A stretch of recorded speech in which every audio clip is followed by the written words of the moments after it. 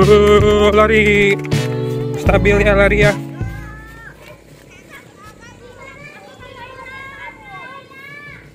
Kita lari.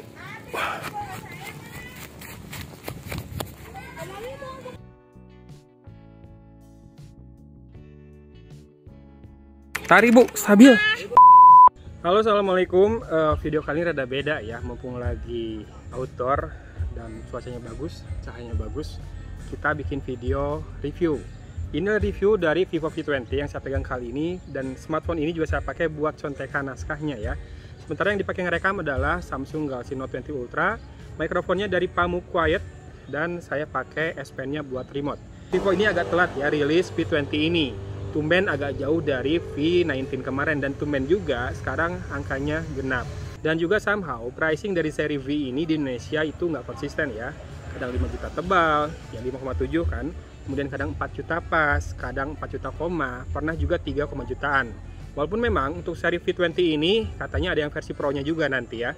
Sementara yang versi V20 biasa ini dijual di harga Rp4.999.000 harga resminya. Sementara harga di toko online ini saya dapatkan Rp4.350.000. Dan banyak yang jual di 4,5 juta ya untuk toko online. Oh ya, kabarnya juga ditambah V20 SE di harga Rp399 ya. Dicek aja lagi di toko online berapaan. Dan menurut saya warna Midnight Jazz dari V20 ini kece banget. Betul, memang ini persaingannya ketat banget kayaknya dengan Oppo Reno 4, di mana speknya mirip-mirip dan juga punya video portrait yang bisa bikin backgroundnya jadi hitam putih ya. Nah, bedanya adalah Vivo ini menggunakan back cover yang beneran glass sih kerasa, dan juga sudah punya NFC, satu hal yang tidak dimiliki oleh Oppo Reno 4. Lebihnya lagi, ini merupakan smartphone yang pertama kali dirilis di dunia dengan Android 11 atau Android 11. Nah, nanti kita akan bahas apa saja kelebihan dan kekurangannya dari Android 11 ini, karena saya masih menemukan beberapa bug ya di Vivo V20 ini. Kalau ditanya apakah HP ini recommended, jawabannya iya, dan saya juga betah banget pakainya, terutama karena looksnya yang kece ini, serta sudah Android 11 tadi ya. Banyak fitur-fitur yang menarik di Android 11, walau tetap masih ada kekurangannya yang kita bahas di video kali ini. Jadi jangan di skip ya, lanjut terus nontonnya. Jadi video kali ini kita nggak akan banyak bahas performa, karena sudah banyak smartphone Snapdragon 720G yang terbukti bagus, dan seperti itu juga yang terjadi di Vivo V20 ini. Performanya ngacir, nggak gampang panas, dan juga baterainya juga awet ya. Dengan baterai 4000 mAh, Vivo V20 ini hampir selalu menembus 24 jam, dimana rekor saya dengan smartphone ini ada di 30 jam. Itu penggunaannya adalah seperti ini, 6,5 jam SOT-nya ya, screen on time-nya, dengan pola pemakaian casual dan juga sedikit gaming. Kemudian saat intens digunakan di awal, saya berhasil menembus 17 jam dengan screen on time 5,5 jam. Itu termasuk nyobain main game sekitar 1 jam ya. Saya mainnya hanya PUBG Mobile memang. Kalau nanya soal spek, gak ada yang kurang kok dari Vivo V20 ini. Snapdragon 720G bersandingan RAM 8GB, storage 128GB, dan triple card slot. Punya NFC juga, layar Super AMOLED, in-display fingerprint scanner atau Vivo bilangnya Screen Touch ID, kurang apa lagi coba? Oh ya, buat PUBG tadi dia bisa main di HD High atau di Balance Ultra ya. Kalau saya lebih seneng di Balance Ultra, jadi tinggiin frame rate-nya tapi turunin grafiknya. Main tanpa kendala, no demam-demam, dan loudspeaker-nya juga terasa bagus ya, meskipun ini loudspeaker-nya memang masih mono.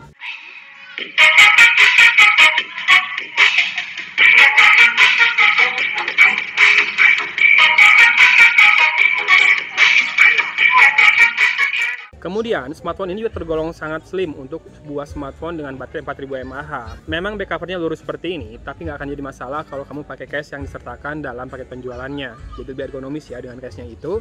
Dan untuk desainnya, kece banget, ini kayak menyatukan dua generasi, di mana back cover kekiniannya ini dipadukan dengan layar depan yang masih menggunakan dewdrop notch seperti ini. Memang alasan Vivo karena ini untuk mengakomodasi kamera depannya yang bisa autofocus ya. Jadi harus menggunakan dewdrop notch seperti ini lagi, nggak bisa punch hole kamera. Seperti tadi yang saya bilang di awal, Vivo V20 ini adalah smartphone pertama di dunia yang rilis dengan Android 11.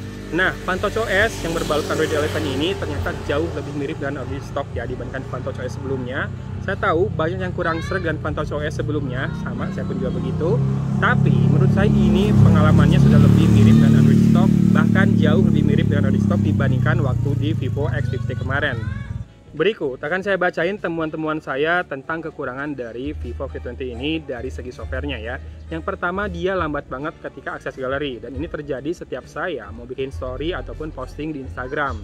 Jadi dia ngeload galerinya itu butuh waktu yang lebih lama dari kebanyakan smartphone pada umumnya, termasuk ketika mau kirim gambar di WhatsApp. Saya nggak tahu masalahnya di mana, tapi semoga setelah nanti ada software update ini sudah fix ya. Termasuk ketika mau bikin Instagram story padahal cuma bikin teks gitu, dia lemot juga. Nah ini saya nggak tahu kenapa, sudah saya coba uninstall Instagramnya, lalu coba lagi, tapi tetap ternyata seperti itu. Kemudian kekurangannya adalah aplikasi-aplikasi bawaan Vivo itu nggak bisa di-block notification-nya, di mana notifikasi yang muncul itu kebanyakan iklan ya, kayak iklan artikel dari browser atau iklan aplikasi dari Vivo V-Store ya, namanya ya, saya lupa namanya, pokoknya itulah pokoknya. Curangnya, aplikasi bawaan Vivo ini nggak bisa di-block notifikasinya, jadi spamnya atau iklannya selalu masuk, dan ini saya rasa memang banyak brand yang memunculkan iklan seperti ini, tapi yang lain itu bisa diblok notifnya. Nah di Vivo V20 ini sayangnya nggak bisa. Jadi buat yang nggak suka iklan, mungkin ini akan sangat mengganggu buat Anda. Kemudian notif Gojek ini kan baru ya, sekarang udah nggak bunyi yang kayak jinglenya Gojek, lebih simple bunyinya. Nah di Vivo V20 perubahan ini malah bikin notifnya jadi keresek-keresek, kayak kalau TV nggak ada siarannya. Dan itu menurut saya cukup mengganggu ya, karena saya sering banget pakai Gojek, pesan makanan, pesan GoRide, dan ternyata notifnya bunyinya kayak gitu, kayak sesuatu yang rusak di handphonenya, padahal kan nggak ada masalah apa-apa, cuma notifnya jadi kayak gitu bunyinya. Kemudian yang saya rasakan kurang adalah pilihan layout untuk always on display-nya ya, dimana sekarang jauh lebih simple, jadi fungsinya atau animasinya lebih kurang, warna-warnanya juga lebih sedikit, tapi memang lebih enak dilihat ya. Entah ini kekurangan atau tidak, selera saja sih sebetulnya, cuma kalau menurut saya lebih banyak pilihan akan lebih baik. Kemudian, always on display ini hanya bisa menampilkan icon buat SMS, telepon, dan juga WhatsApp. Aplikasi lain nggak bisa muncul, dan ini menurut saya patut untuk diperbaiki juga, biar makin banyak aplikasi yang bisa muncul notifnya di always on display-nya. Daripada nebak-nebak terus kan ada notif apa.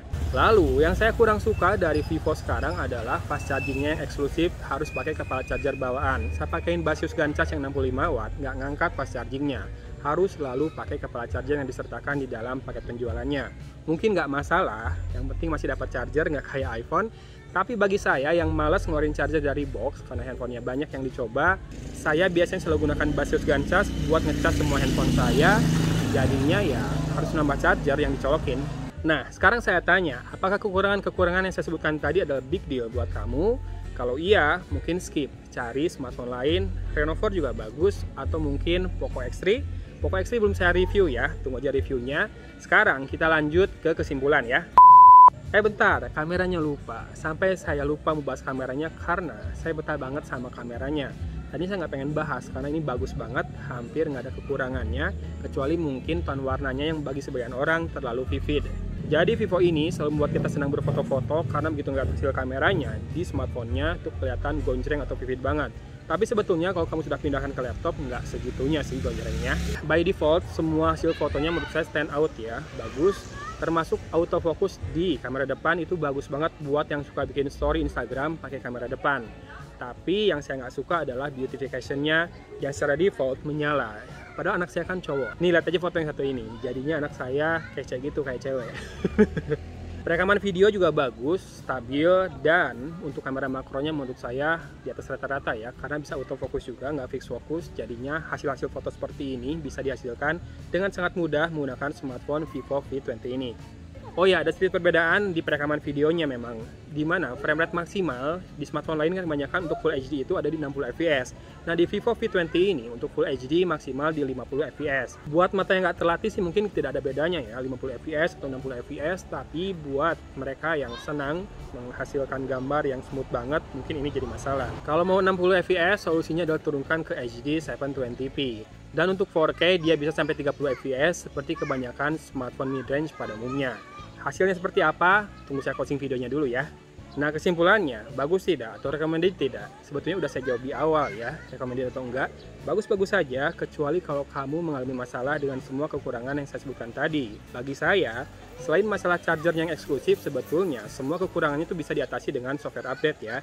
Jadi bukan sesuatu yang tidak bisa diperbaiki ya, semua kekurangannya, kecuali masalah chargernya yang eksklusif. Bagi saya itu aja sih kekurangannya.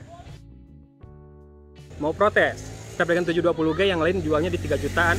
Ya udah, beli aja itu, nggak masalah kok. Kalau saya senang dengan Vivo V20 ini, pertama dari desainnya, ini kayaknya udah kekinian banget dan saya suka, klop banget dengan warnanya. Kemudian juga buat bikin konten udah kerasa bagus ya, buat bikin story, buat bikin konten video instan di sosial media. Sama waktu itu pernah saya coba buat ngetes audio dari earphone dan headphone berkabel, dia audionya bagus kerasa. Jadi saya ada rencana buat mempertahankan smartphone ini, nggak saya jual lagi secondnya. So gimana menurut teman-teman, apa yang saya paparkan ini apakah sudah cukup untuk membuat smartphone ini? Juga rekomendasi buat kamu. Kalau sudah, silakan, link pembeliannya ada di deskripsi video ini. Saya akan carikan yang termurah, nggak harus semuanya beli kok. Yang suka aja yang boleh beli, yang nggak suka yang nggak usah beli. Beli aja yang lain yang lebih worth the money, silakan. Semua pendapat saya sudah saya sampaikan di video kali ini, berarti saatnya closing dan juga nonton video dan foto yang sudah direkam dengan Vivo V20 ini. Oke? Dari Banjaran, ini lagi di Bandung, saya mau pamit undur diri. Wassalamualaikum warahmatullahi wabarakatuh.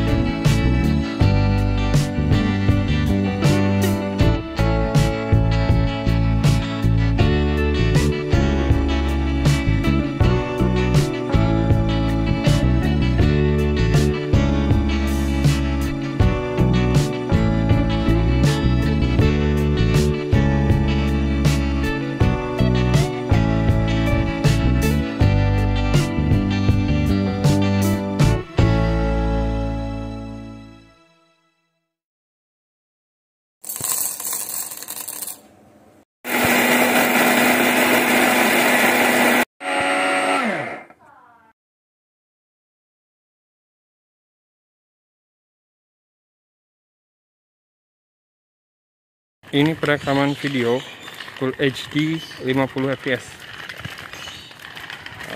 Tangannya satu pegangnya, kan yang satu dipakai buat megang atau dorong stroller ya. Warnanya tergolong stabil ya, meteringnya bagus. Ini zoom in, zoom out. Satu tangan megangnya sekarang 30 fps. Harusnya lebih stabil lagi, karena biasanya Snapdragon seri menengah, handphone yang pakai Snapdragon seri menengah, rekaman videonya baru stabil di Full HD 30 fps saja.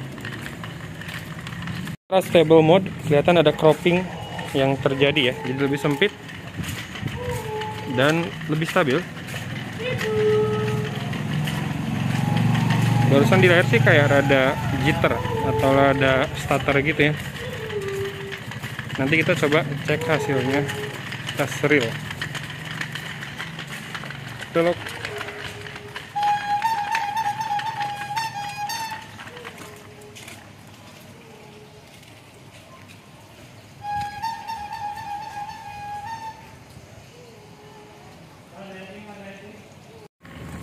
Dan perekaman video dengan kamera depannya harusnya fokusnya tetap bisa ya, karena kan autofokusnya ke mata, jadi saya nggak akan lepas masker. Oke, kita tes meteringnya, saturasinya juga. Oke, kalau backlightnya terang banget, rada gelap ya wajahnya, tapi ini memang ekstrim banget sih terangnya. Segini sebetulnya udah terang tuh bagian belakang dan wajah lumayan kelihatan. Mungkin kalau dibuka enggak ya, tetap sama ya. Yang penting dia kan ngedetect mata. Dan tadi ternyata perekaman kamera depan by default di HD ya, 720p. Sekarang udah pakai 1080p. Saya ngerasain depth-nya lebih dapat. Jadi si background tuh kayak lebih bokeh sedikit ya. Metering di ini sama sih. Kalau ekstrim banget ya rada gelap juga.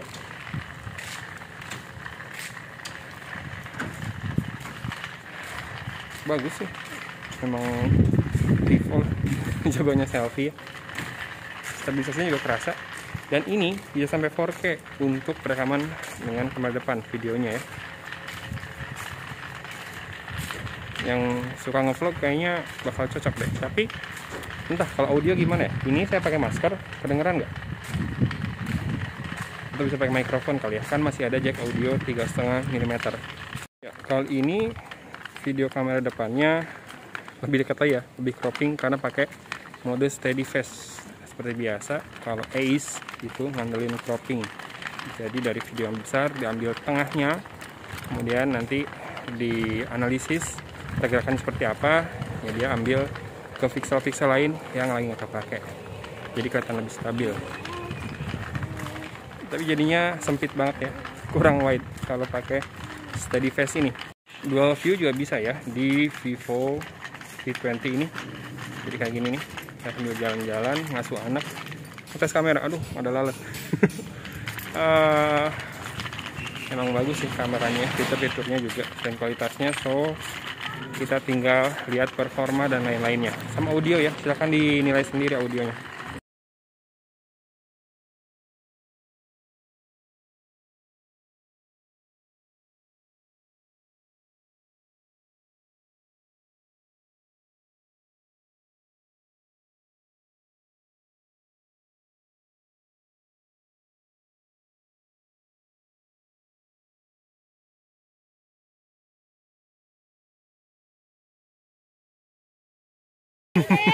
Warnanya masih ini ya, masih flicker karena prosesnya berat sih kalau mau bisa kayak gini.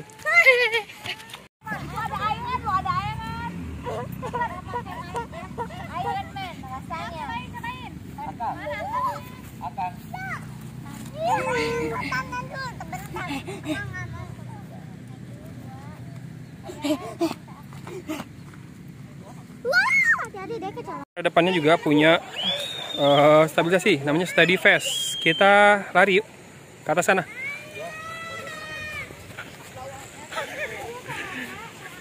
Balik lagi. Stabil nggak segitu? Tapi tadi kayaknya rada sempat miss fokusnya ya segitu ya. Face memang lebih wide. Kalau tadi steady face kayaknya crop factor banget ya. Sekarang kita coba lari lagi. Balik lagi.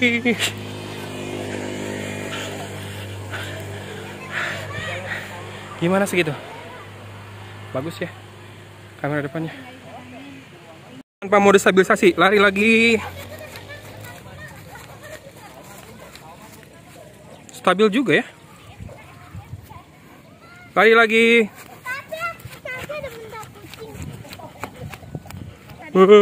Lari. Stabil ya lari ya.